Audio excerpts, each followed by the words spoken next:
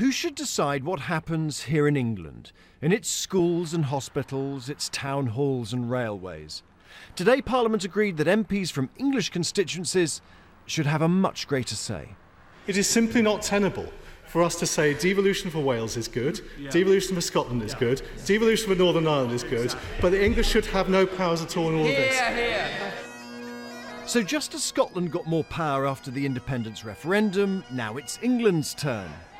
But the SNP say that if English MPs have more control, they will have less, over laws they claim will still affect Scotland.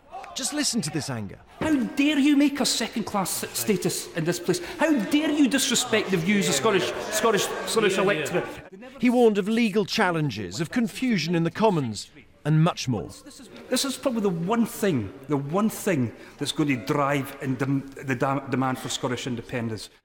So what are the changes? Well, the Speaker of the Commons would decide if any part of a new law was going to affect only England, or England and Wales. All MPs would then consider the bill largely as normal. But there'd be a new grand committee made up of only English MPs that could veto bits it didn't like. The final say, though, would remain in the hands of all MPs from across the UK. Labour say English MPs should have a greater voice, but not a veto, and warn the changes are far too complex. They will be incomprehensible to most members of this House, let alone the wider public. In years to come, people will be running competitions to see if anyone can possibly explain these measures in fewer than 1,000 words, and I bet you nobody will ever win that prize. Constitutional change, they say, should come through consensus, but not here, not today.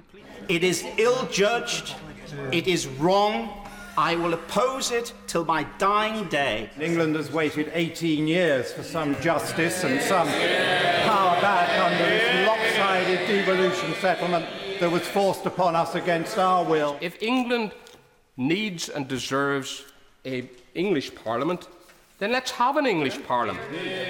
Let's stop twisting the Union Parliament into what it is not. The ayes to the right, 312. In the end, MPs from across the UK backed the changes by a clear majority and gave English MPs the chance to vote by themselves another day.